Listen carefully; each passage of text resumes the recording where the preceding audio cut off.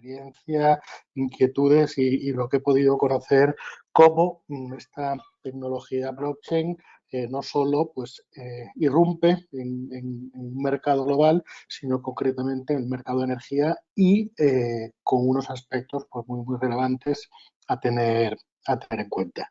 Como bien nos indica Oriol, haremos dos partes para poder hacerlo pues, participativo y dinámico. Una primera parte en la que haré pues, una presentación un poco bueno, pues cómo es blockchain y cómo afecta blockchain al sector, al mercado de energía, qué se está haciendo. Haremos una vista de qué es lo que ya se está haciendo y ver un poco pues, por dónde puede ir para que nos puedan surgir esas ideas y que esas ideas y que esas dudas que puedan surgir, pues en la segunda parte las podamos comentar, discutir, profundizar y, por supuesto, generar todo aquel debate y discusión que sin duda pues esto se merece.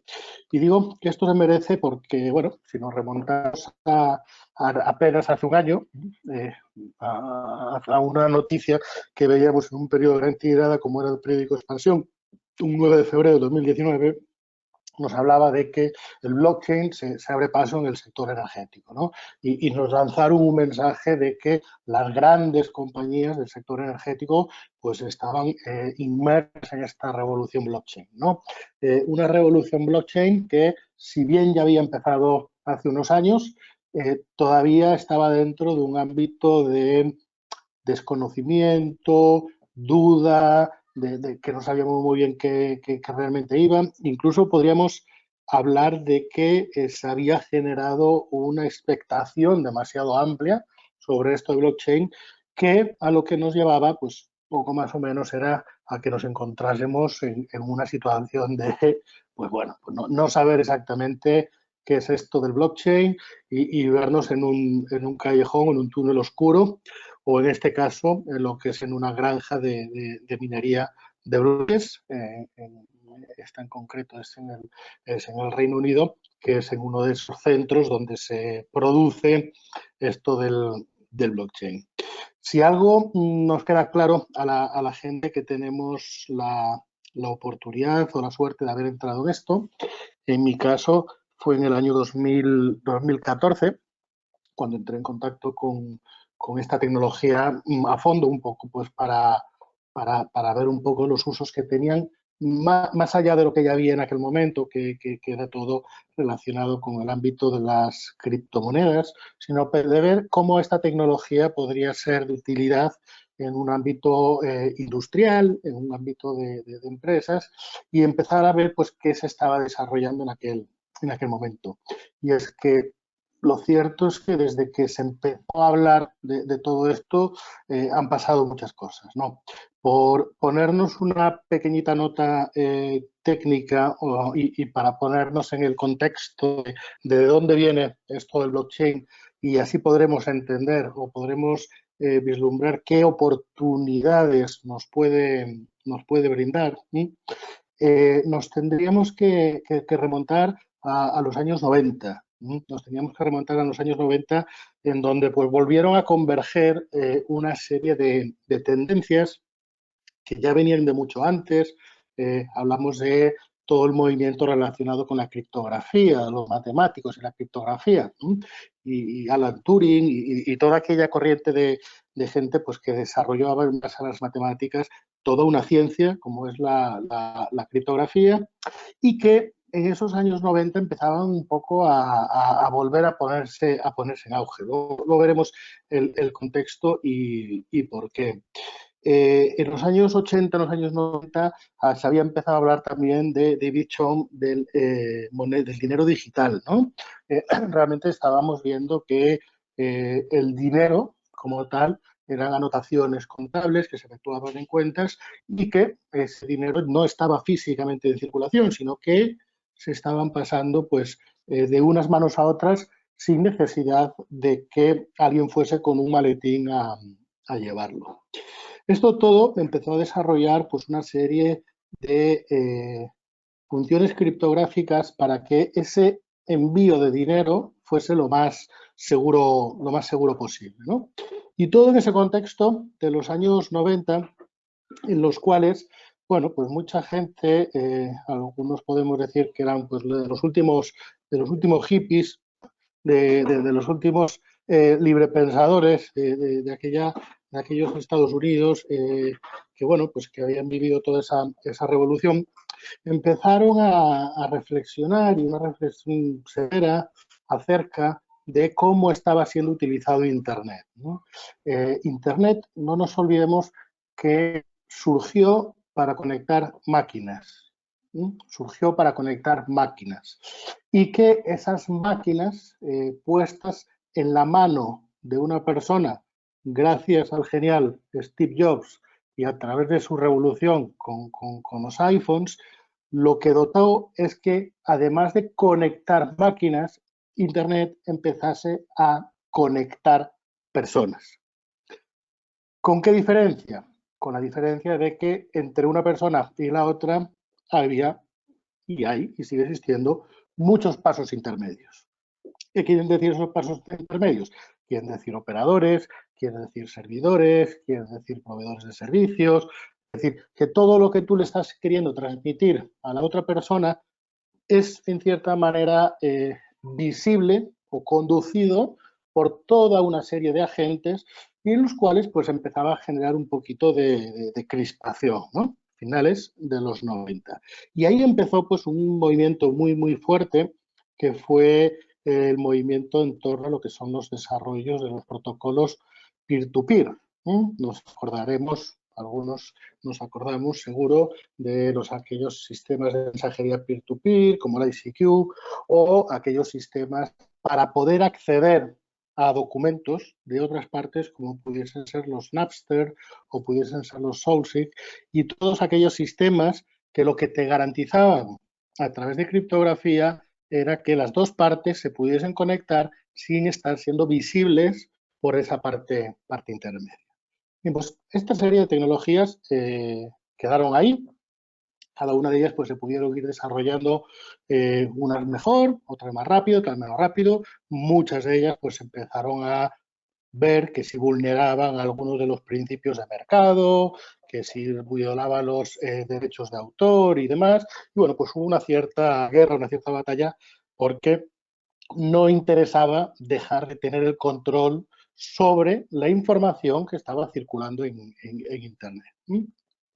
Bueno, pues ese contexto surgió a finales de los 90, principios del 2000, el boom de las .com, que luego cayeron, y bueno, pues en un contexto después de bonanza y previo a una situación económica que se veía venir, surge entre ese grupo de personas, vamos a decir, que ellos mismos se autodenominaron cypherpunk, ciberpunkies, ¿no? Y tenían una lista de distribución, no había grupos de WhatsApp de aquella, era todo con la lista de distribución. Empezaron a intercambiar una serie de reflexiones, de documentos, acerca de cómo había seguido evolucionando pues toda esa información que fluye a través de Internet, y concretamente el papel o la figura del dinero. Y a finales de esa década, en el año 2008, pues en el marco de esas líneas, de esas listas de distribución, surge pues el papel del Satoshi Nakamoto, lo que es el Bitcoin, el peer-to-peer, pues un medio de pago, ¿no? Es decir, surge una figura que es la de un dinero digital, pero que, a diferencia del que ya se había definido antes, que tenía una contraprestación en lo que pudiese ser las reservas de oro o lo que es la reserva fiat, este surgía de una actividad que es del procesamiento de los datos que precisamente vamos a manejar a través de la red. Es decir, que el esfuerzo computacional de mantener la integridad de los datos es el que iba a generar ese nuevo valor. Y a ese nuevo valor se le llamó Bitcoin. Bien, a partir de aquí, toda una serie pues, de historias que pues, para el mundo friki, de la primera transacción, de que se compró una pizza, de que se hizo esto, que se hizo lo otro.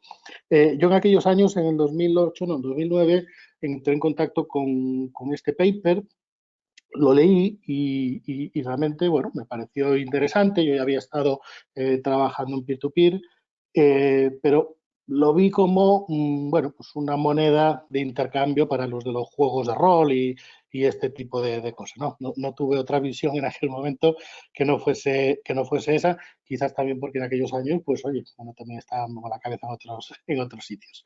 Lo que sí que es cierto es que tuvo ahí esos primeros momentos hasta que en el año 2012, 2013 empezó a hablarse mucho del Bitcoin, ¿no? Empezó a generar ahí mucho ruido, precisamente, pues bueno, pues porque Bitcoin no es que fuese estado utilizándose para esos juegos de rol, que sí que se estaba utilizando, también se estaban utilizando a través de una darknet, de una red oscura, es decir, de una internet punto a punto en la que solo pasa lo que pasa ahí dentro y no sale fuera, como medio de pago para actividades, pues ya no vamos a decir delictivas, sino pues actividades que ninguno desearíamos que nos relacionasen con ellas, ¿no? Con lo cual, pues una gran mancha se generó sobre la figura del Bitcoin y poco menos que la palabra Bitcoin asociada con blockchain se convirtieron en un demonio, ¿no? Lo demonizaron, ¿no? Sin embargo, pues bueno, en ese contexto, en el año 2014, finales de 2014, principio de 2015, aparece una persona, Vitalik Buterin, y desarrolla un protocolo llamado Ethereum, similar a blockchain de Bitcoin, a lo que es a la blockchain de Bitcoin, pero con alguna serie de particularidades. Y entre esas particularidades estaban principalmente dos, que en sí mismo es una, ¿no? Que era el poder desarrollar esos tokens de valor, esos bitcoins que teníamos al inicio, bueno, pues poder desarrollar esos tokens a través de unas figuras de smart contract o de contacto inteligente que ya con anterioridad ya se había hablado y que derivaban del derecho de los contratos ricardianos y que a través de estos contratos inteligentes uno lo que podía hacer era digitalizar el valor de algo, tanto del presente como del futuro. Y esto generó un auténtico boom entre los años 2014, 2015, 2016, 2017, ya que cualquier persona con un mínimo de conocimientos, y muchos de ellos sin conocimientos, nos dedicamos a tokenizar y a crear tokens. ¿A cómo creabas un token? Bueno, pues lo que hacía ser una valoración sobre un bien tangible o intangible. A ese bien le otorgabas un valor, ese valor lo tokenizabas en unidades muy pequeñitas, llamaba token, le ponías un nombre simpático y le vendías tu historia al mundo a través de esa misma red. Tú le decías a la gente, oye, que mira, que yo quiero construir un algoritmo que lo que nos permita es poder transmitir información sanitaria de nuestros expedientes sanitarios en cualquier parte del mundo y yo la puedo acceder a ella y yo la pueda compartir con quien yo quiera con los máximos niveles de seguridad y demás, ¿no? Y bueno, pues había gente que invertía en este desarrollo tecnológico, ¿no? Era un momento, este año 2014, 15, 16, acordémonos que eran años en los cuales, bueno, el dinero fluía, se apuntaba mucha gente a las inversiones, se había hablado ya de ese Bitcoin revalorizado, entonces, bueno, pues todo el mundo quería meterse en este juego de las criptomonedas y esto, pues, se vuelve a repetir un poco la historia, ¿no?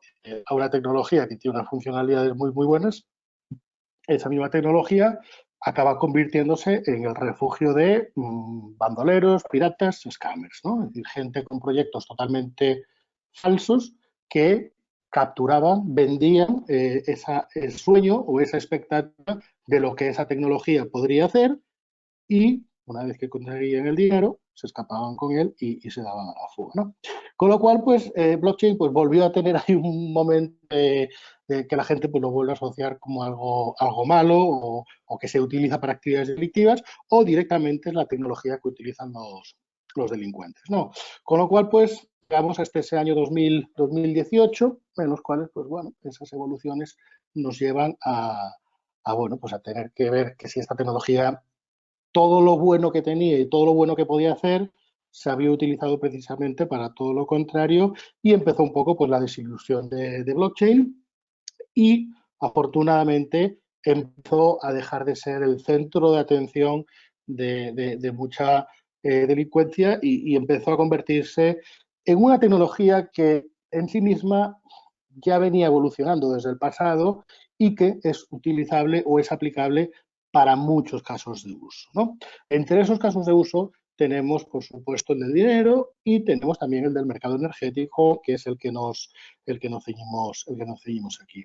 Por hacer una definición y que nos quedemos con una definición de algo tan sencillo de lo que es blockchain en sí mismo, no podemos decir más que, como decimos aquí, es un paradigma de una tecnología descentralizada, ¿no? Una tecnología que está repartida entre todos los equipos que se conecten a esa plataforma y distribuida, lo cual va a permitirnos que podamos intercambiar cualquier tipo de valor entre los que formemos parte de esa red, de esa plataforma, sin la necesidad de que alguien verifique o certifique que lo que estamos diciendo es correcto, ya que el propio protocolo sobre el que está desarrollado es el que va a verificar que lo que se está diciendo es lo correcto, ¿no? Y es aquí donde nos tenemos que quedar con el interés que tiene esta tecnología. Más allá de la introducción que he realizado, pues un poco para ponernos en el contexto de dónde viene y para qué nos sirve, sí en el que nos quedemos que al final blockchain es un protocolo, así como tuvimos en su día el protocolo TCP/IP para conectarnos a Internet, pues ahora tenemos un protocolo que se llama blockchain, que lo que nos permite es poder realizar esas conexiones punto a punto, peer-to-peer, y transferirnos datos entre esas dos partes. Y entendiendo que esos datos lo que van a representar es un valor, que puede ser un valor monetario, yo tengo tanto dinero, o puede ser un valor de un activo que yo tengo, puede ser un valor de una propiedad.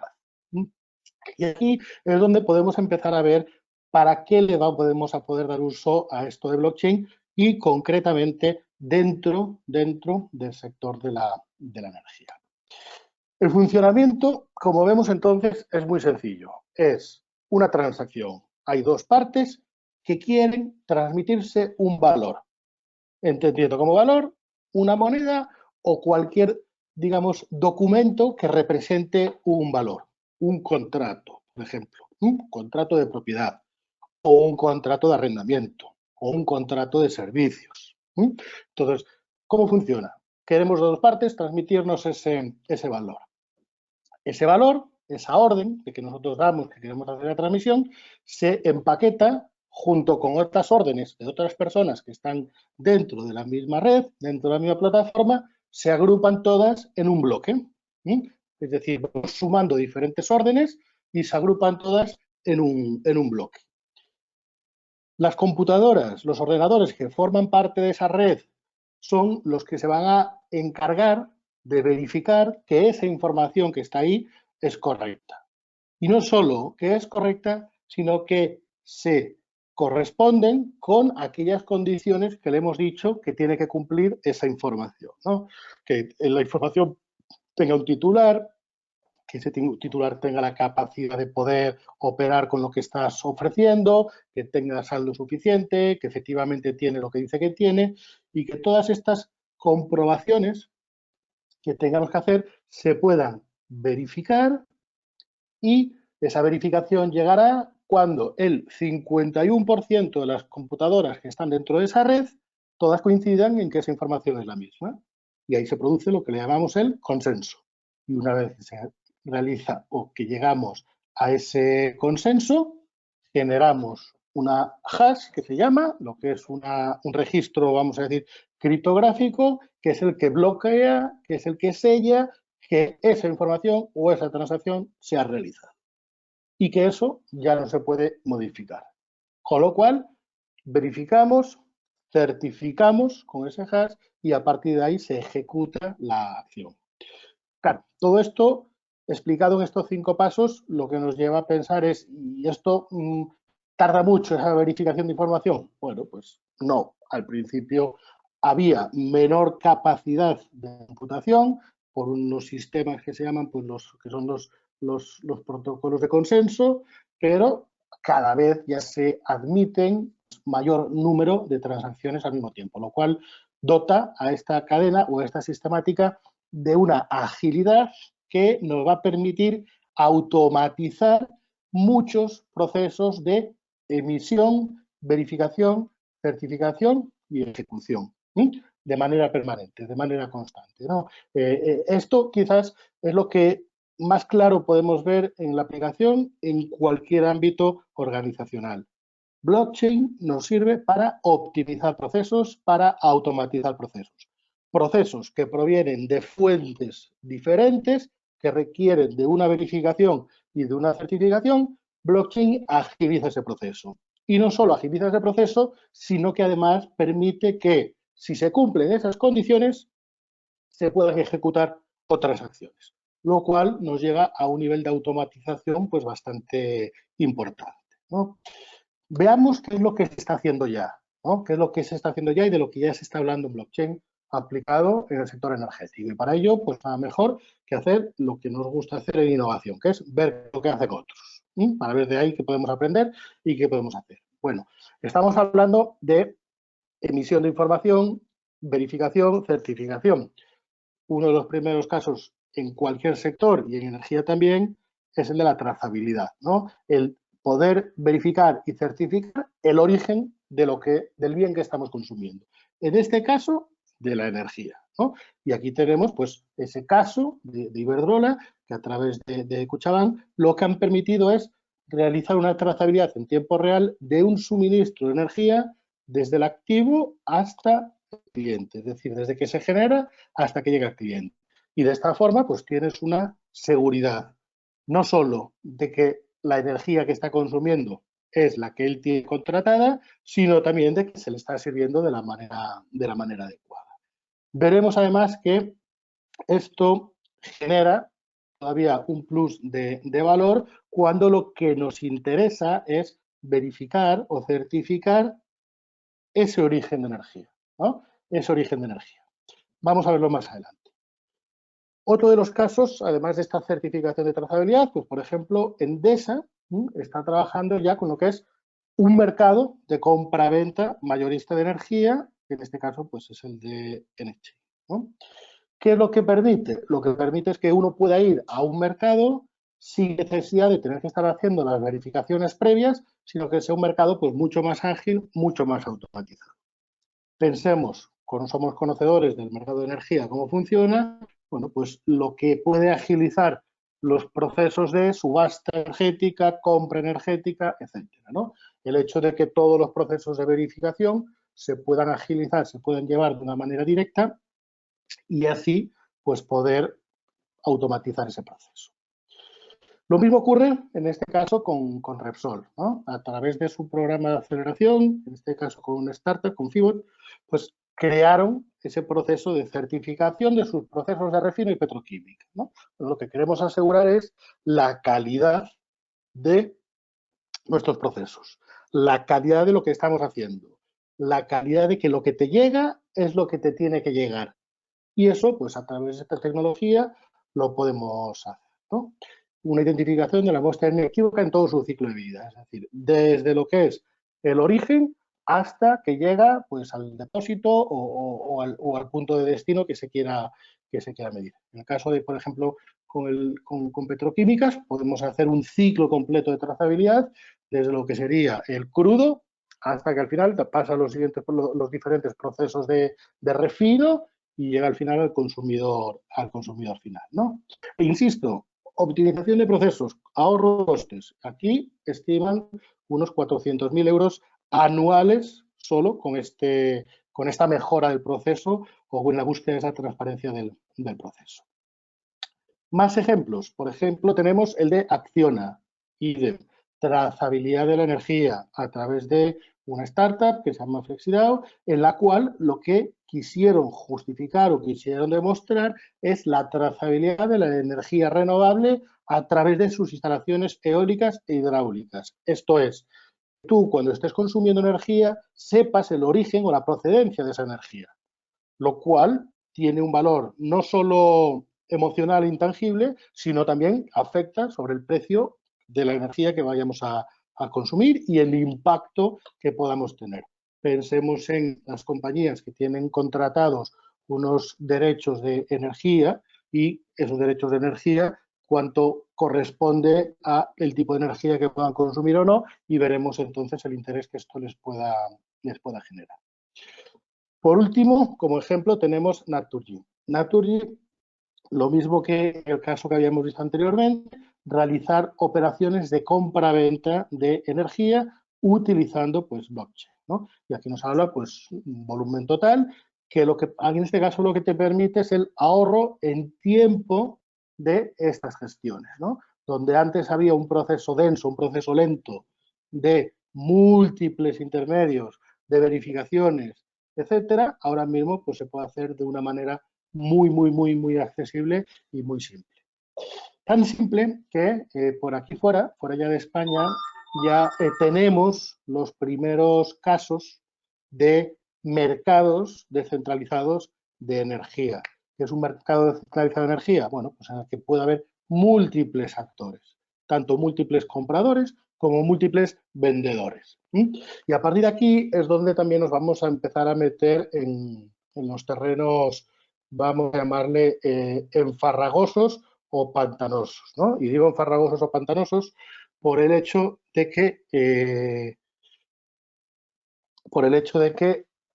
no tenemos quizás una legislación que nos pueda garantizar o que nos pueda aportar el que esto pueda ser así, ¿no? Es decir, esto está cambiando mucho, esto cada vez va más rápido, mismo con la situación que estamos viviendo ahora, pues estamos viendo que las leyes también pues están cambiando rápido, lo cual pues permite que puedan existir este tipo de juegos y bueno, pues poder llegar a estos mercados descentralizados en los cuales, bueno, pues con una mínima preparación en cuanto a dispositivos que nos permitan, aquí en este caso, pues a través de unos plugins que nos permita poder tener un acceso directo a lo que consumimos y que ese dato sea verificado y aceptado por todos, podríamos entrar en este juego de los mercados descentralizados, ¿no? Otro caso muy visual es el de Lithium. Con Lithium lo que lo tenemos ya es un peer-to-peer, lo que hablábamos antes de punto a punto, entre el productor y entre el consumidor. Y que directamente desde tu smartphone puedas acceder a comprar la energía en función de las necesidades que tú puedas tener en el momento. Aquí ya todos conocemos, pues que si las tarifas de día, que si las tarifas de noche, que si los paquetes, la compra agrupada, etcétera. Aquí la tecnología lo que te permite es poder comprar en tiempo real. Y no solo en tiempo real, sino también consumir en tiempo real. Y que aquello que tengas comprado o contratado y que no estés consumiendo, poder también sacarlo al mercado y también poder recibir ingresos por ello. Lo cual nos hable un escenario, pues bueno, realista quizás y hacia el que pueda atender el mercado y bueno, pues ir haciendo sus ajustes para ver si esto es viable o no es viable. Tecnológicamente es viable. Tecnológicamente es viable que cualquiera que sea capaz de producir energía pueda tener un control sobre lo que está produciendo, sobre lo que está consumiendo, si de lo que produce le sobra, cómo puede utilizarlo. Bien colocándolo en estos mercados, o bien subastándolo, o bien agrupándolo, o bien dándole el uso que queramos. No nos olvidemos que son datos digitales. Es decir, el consumo de energía aquí ya no es una batería. El consumo de energía es, yo tengo esta capacidad de producción, estoy produciendo tanto, lo subo a la red y yo luego estoy consumiendo tanto. Y entre esa diferencia yo puedo jugar con ello. Y la tecnología, insisto, nos permite dar esa confianza de que esto sea así. Otro tema es si la legislación está preparado o si las personas estamos preparadas para este tipo de modelos, ¿no? Que son modelos muy abiertos y modelos pues, que refieren de un grado de confianza, honestidad, pues muy elevado, ¿no? Como insisto, modelos digitales al 100%. Y es que, a fin de cuentas, pues bueno, un poco las iniciativas que estamos viendo hoy en día en el sector energético, gracias a blockchain, precisamente van en esta línea, ¿no? Es decir, no solo van por la línea de la trazabilidad, es decir, de decir el origen, ¿no? de la tecnología, la sensibilidad que podemos tener hacia las tecnologías verdes, tecnologías renovables, el control de las energías de combustibles fósiles, y podemos tener esa trazabilidad y saber qué es lo que estamos consumiendo. Pero no solo eso, sino también qué es lo que estamos consumiendo, cómo lo estamos consumiendo, cómo agilizar nuestros procesos y generar esa capacidad de intercambio de energía que nos va a permitir, bueno, pues poder ser más eficientes o más competitivos. Si nos vamos a una comparación de un mercado que todos tenemos en mente, que es el de la emisión de CO2, de los derechos de emisión de CO2, que también se ha tokenizado y también uno puede hacer ese intercambio, aquí lo que estaríamos hablando sería de tokenizar el sector energético, el mercado energético, mediante el cual uno tiene la capacidad de poder controlar qué es lo que está controlando, qué es lo que está contratando, cómo lo está consumiendo y si genera excedente o genera no consumo, qué poder hacer con ello y poder generar así ingresos. Es un ecosistema que está muy vivo, que está muy activo y que cada poco están surgiendo nuevas startups ya que están desarrollando este tipo de soluciones y que detrás de estas startups, obviamente, hay grandes compañías que ya están invirtiendo en esto, ¿no? Esos resúmenes, esos 5 grandes usos que le podemos dar en el sector energético, ¿no? Mejorar la infraestructura, pensemos en esa distribución, pensemos en que podemos hacer con la tecnología asignación de recursos, distribución de recursos en tiempo real. Podemos incentivar aquellas energías o aquellos consumos renovables.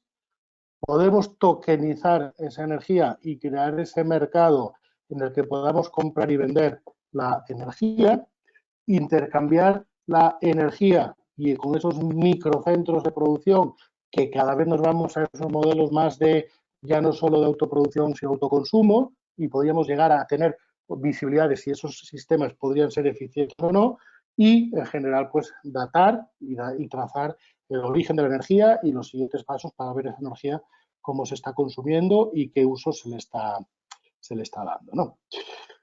Finalizando ya, descentralizar lo que son el suministro de energía, lo que nos va a llevar es a poder ofrecer una serie de servicios de calidad de la energía, origen de energía y de generación, por supuesto, de nuevos ingresos, además de, por supuesto, el ahorro y la optimización de costes.